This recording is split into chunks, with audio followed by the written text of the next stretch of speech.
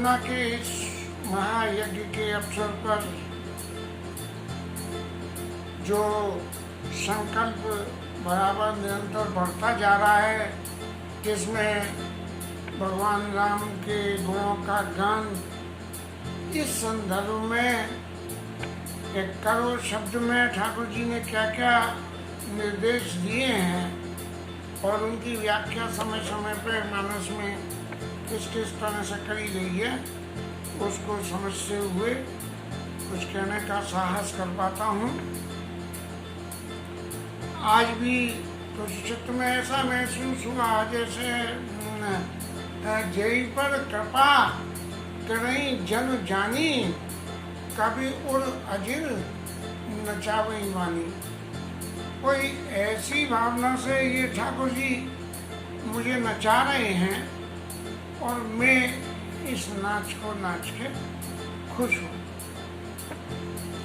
अब करोना शब्द में करो और ना मिला के जो कल के समय में व्याख्या की गई कि करो क्या और ना क्या, जिसमें संत असंतों के स्वभाव में असंतों का स्वभाव ना में और संतों का स्वभाव करो। असंतों की पहचान करने के लिए उसकी विवेचना करी गई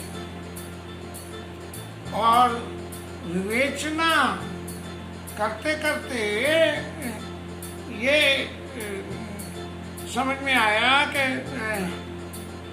ना जो है जब तक उसे नहीं पहचानेंगे, जब तक चने की दाल में चना और कस्से का भेद पता नहीं लगेगा, तब तक उस दाल को सही स्वरूप से पहचानना मुश्किल है। इसलिए ठाकुर जी ने भरत जी को जो उपदेश करा,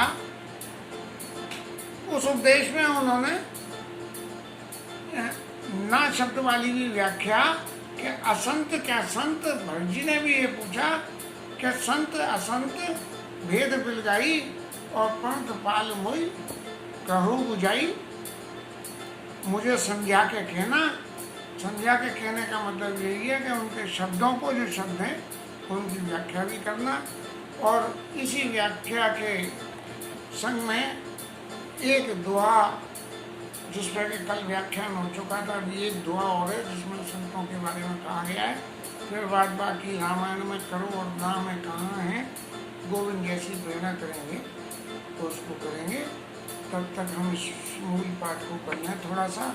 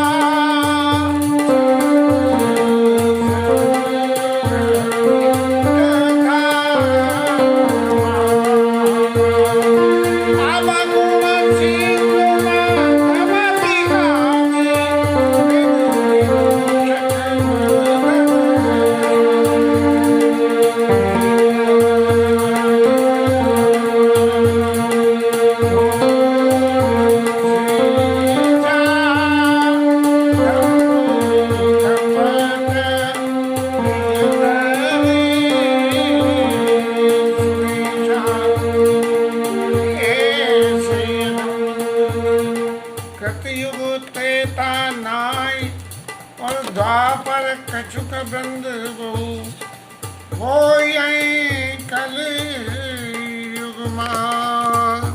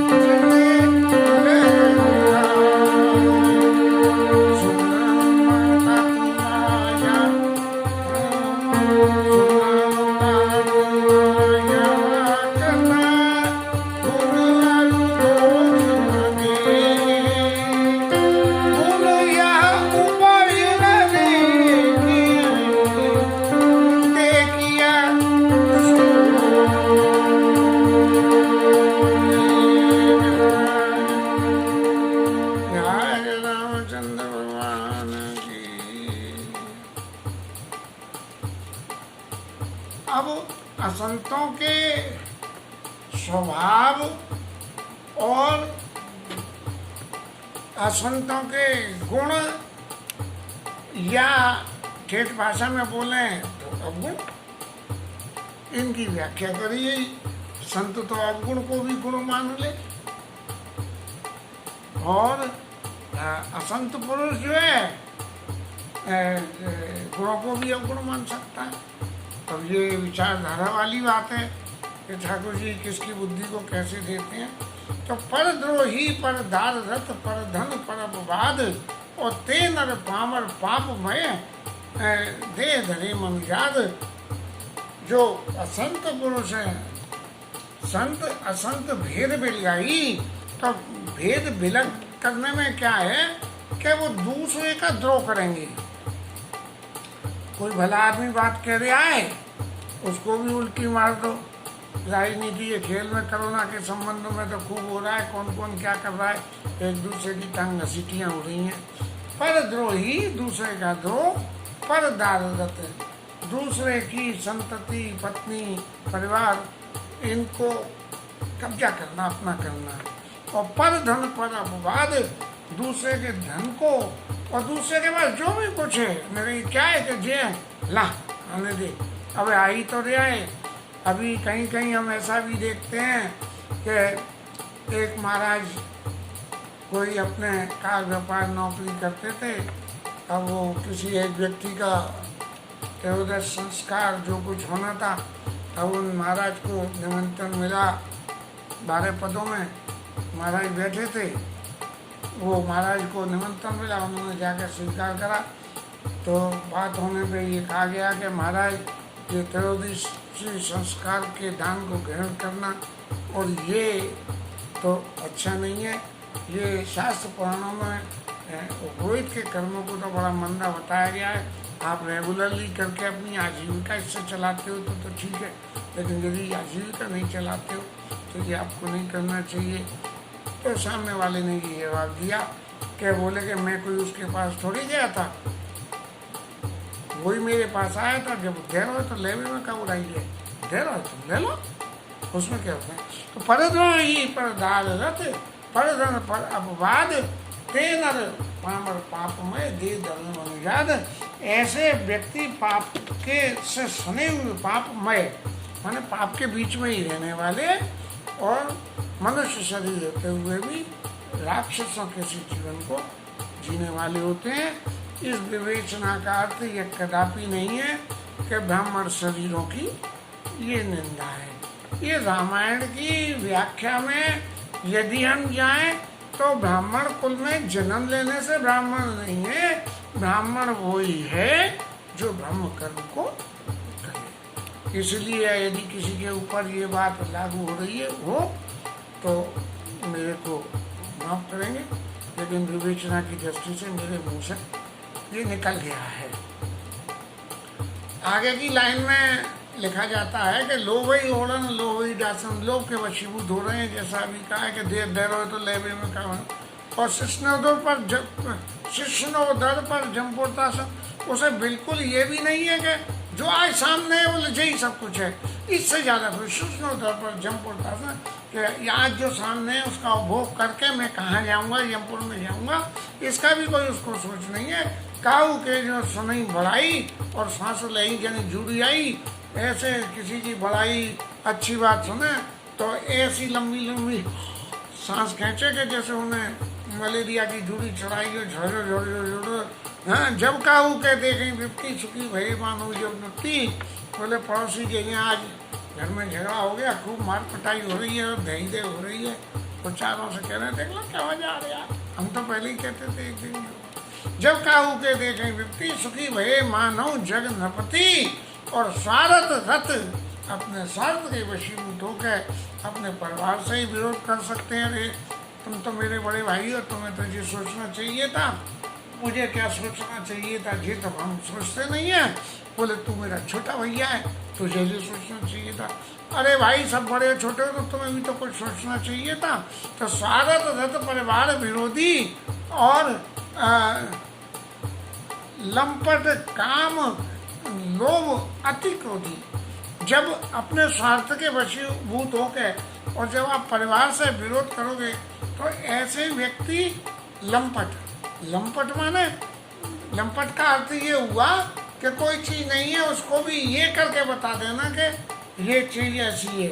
हाँ, जैसे हमारे यहाँ बड़े मंत्री महोदय ऐसा कर रही है, बहुत कुछ रोज देखने सुनने को मिलता है, ज्यादा कुछ कहना पड़ा तो जाएगा। लंपट काम लोभ और मद, लंपटता करेंगे, जो नहीं है उसको भी अपना बताएंगे, काम अपनी कामनाओं के लिए और अपने लोभ के लिए, और अति क्रोधी होंगे और क्रोध में आके ऐसी ऐसी बातें बोलेंगे जिसका कोई अंत ही नहीं। और माँ तो पिता गुरु विप्र न माने, माता को पिता को ब्राह्मणों को, ब्राह्मण के का अर्थ निरंतर रामायण में वही है कि जो व्यक्ति ब्रह्म कर्म को करे। ब्राह्मण शरीर में ही पैदा होने से नहीं है, अंत में रामायण की परिणति में जन्म कागभूषुंड जी जाके जन्मत भयो, शुद्ध तन पाई, शुद्ध तन पाके भगवान की भक्ति करी और भक्ति करके गुरु जी का आशीर्वाद मिलके और कागभूषुंड जी को काक शरीर मिला और फिर राम जी की भक्ति पाई और उस भक्ति में जो जो सुख उन्होंने पाया वो प्रसंगों में आगे आगे आवेगा, जैसी यथा समय होगी देखेंगे गोविंद क्या चाहती हैं। तो करें मोहबस दो परावा और संत संग हरि कथा न भावा। संतों का संग अच्छा नहीं लगता, हरि कथा अच्छी नहीं लगती।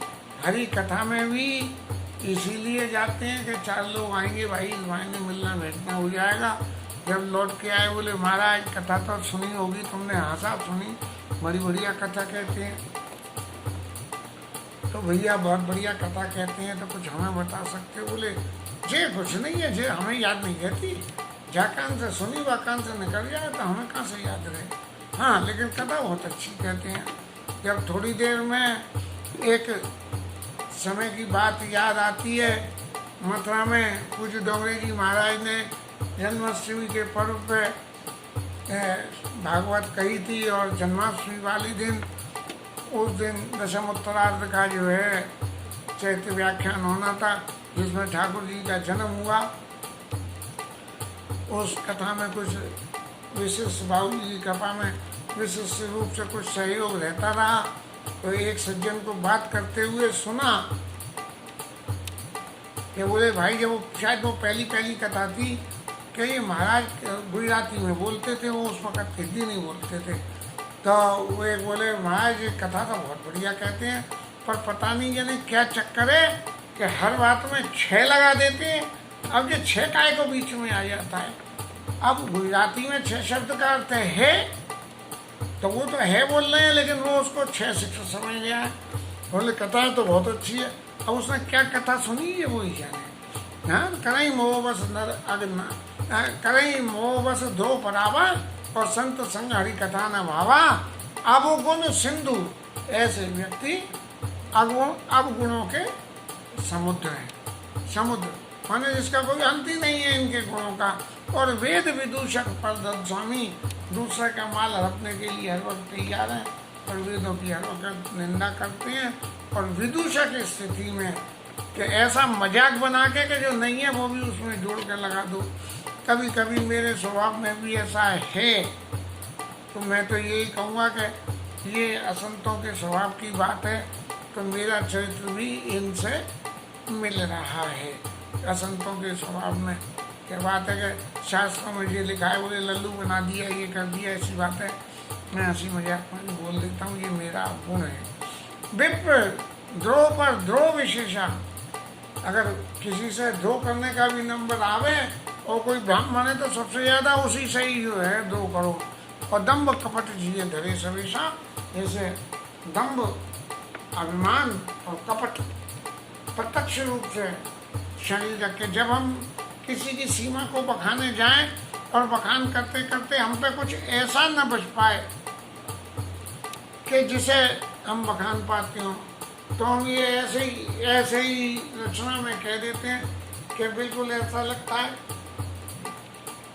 वो हमारे लल्लू राम इतने सुंदर लग रहे थे जन्मदिन पे, जैसे साक्षात भगवान की सुंदरता ही उतरी आई हो। जब ज़्यादा दुख होता है, राजा दशरथ जी के शरीर के अंदर सुन विलाप, शरीर अंत होने पे सुन विलाप दुख लागा, उनके वहाँ के दुख को देख के उपमा ये दिए ही कि जैसे विलाप को खुद भी दुख हो गया हो। अरे विलाप का काम तो दूसरों के दुख को एक्सप्लेन करना है, लेकिन विलाप को भी खुद दुख हो गया। तो विप्र ऐसे अधम मनोरंजन करते नहीं।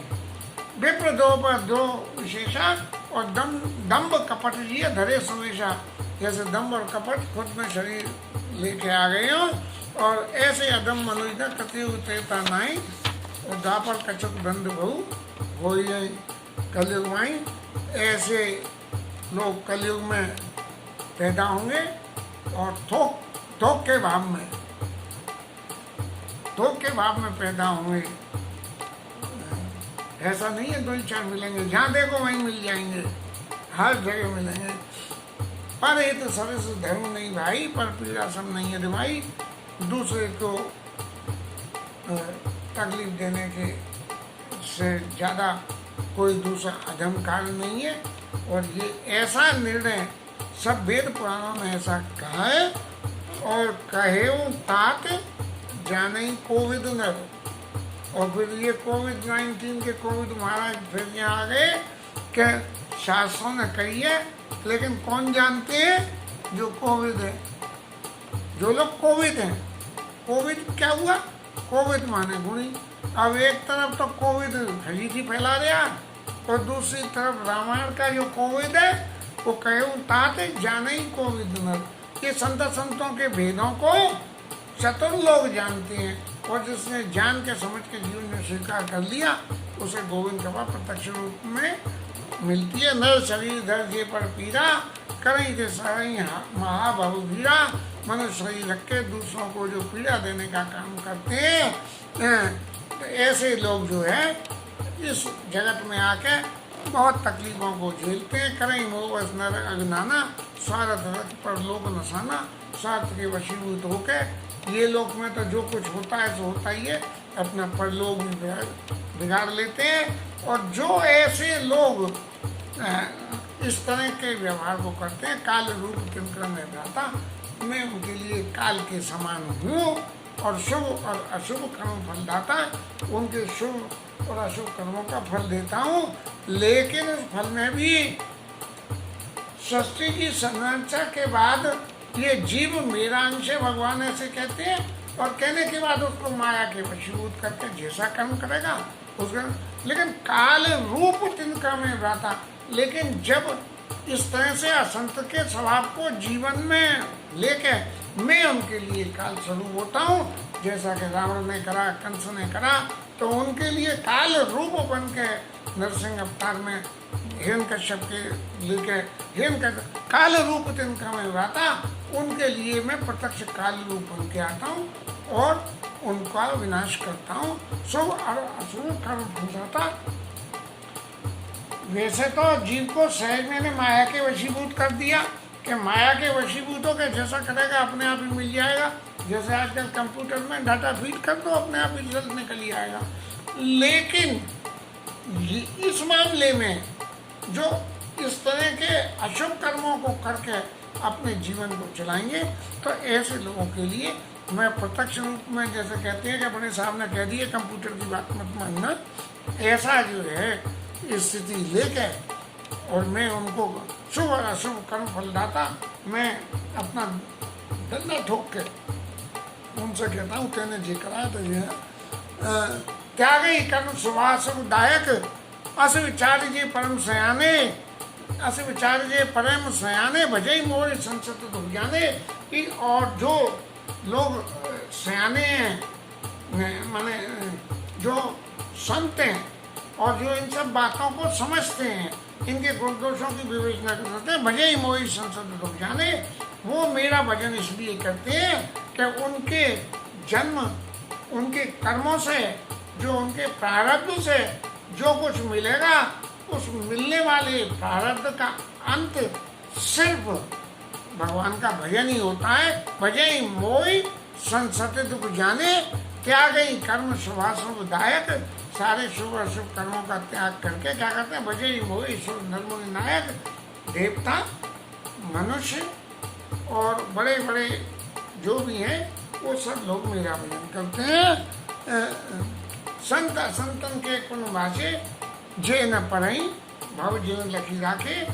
ये महाराज तुलसीदास जी कह रहे हैं कि जिसने ये भगवान ने ये जो संत और संतों के गुणों को वर्णन किया है, जिसने इनको देख रखा है, ते न पढ़ई भव जीवन लखी राखे, जिन्होंने समझ लिया है वो इस चक्कर में नहीं पड़ते। सुनाओ तात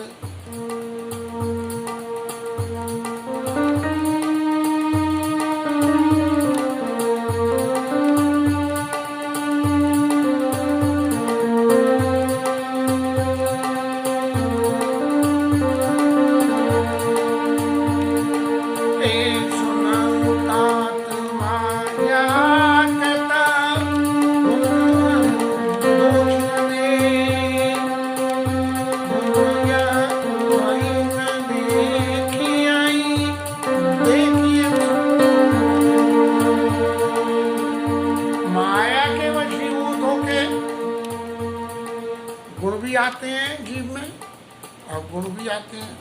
अनेकों गुण हैं, अनेक अवगुण हैं। इस संसार में कोई भी ऐसा नहीं है कि जिसमें खाली गुण ही गुण हो और कोई ऐसा भी नहीं है जिसमें खाली अवगुण ही अवगुण हो। जब ये गुण विद प्रपंच गुण अवगुण साना, गुण और अवगुण को खीर सगुण अवगुण जलता मिले ही रचई पर पंच विधाता। ये सारे सगुण रूपी गुण रूपी दूध और अवगुण रूपी पानी, इन दोनों को मिला के ही भगवान जो है सगुण खीर अवगुण जलता और मिले ही रचई परपंच विधाता। ये विधाता की रचना ऐसी है, तो क्या करें? गुण या उभय न देखिए, गुणों को अलग जाने दो और अवगुण को अलग जाने दो। बोले सब कुछ छोड़ दोगे तो क्या करोगे? बोले गुण देखोगे तो भी कुछ दिखेगा ऐसा, और जब गुण देखोगे तो उसके संग में ये भी पता लग जाएगा, क्या बोले जे इसने पीछे कल ये भी काम करा था, ले तो अवगुण भी दिख गए। और जब ये गुण और अवगुण देखोगे तो बस उसी व्यवस्था में लग जाओगे। इसलिए सब तजे और हरि भज। बस इसी सिद्धांत के साथ आज का विश्राम। 2 मिनट हरि नाम कीर्तन।